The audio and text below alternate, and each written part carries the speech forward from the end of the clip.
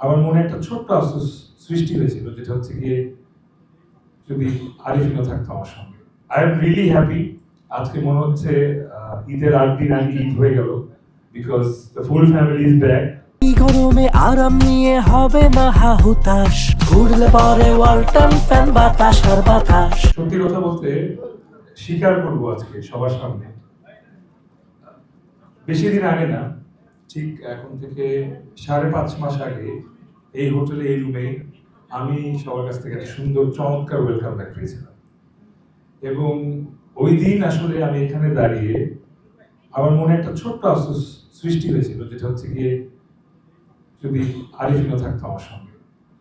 এবং সেটা আসলে ওই ছোট্ট ইচ্ছাটা বা সেই সেই যে আমার যে টাকাটা ছিল, সেটা আসলে স্লোলি আমার মনে একটা বড় বাসা বেঁধেছিল। এবং যখন শুটিং করছিলাম আস্তে আস্তে আমি ওইটাকে বলছিলাম যে উনি থাকলে এই সিনগুলো এভাবে করতে পারতাম, ফুল ফ্যামিলি এভাবে করতে পারতাম। আমি ব্যক্তিগতভাবে তৌসিফ মাহবুব ফ্যামিলি ম্যান, ফ্যামিলি গাই। আমি ফুল ফ্যামিলিতে বিশ্বাস করি। আমার ঈদের ছুটি শুধু আমি একা কাটাই না, আমার ফুল ফ্যামিলিকে নিয়ে কাটাতে পছন্দ করি। অ্যান্ড গতবার এখানে দাঁড়িয়ে বলেছিলাম bachelor party is my family. So family একজন মেম্বার মিসিং, এটা আমার কাছেও খারাপ লাগছিল। So I am really happy.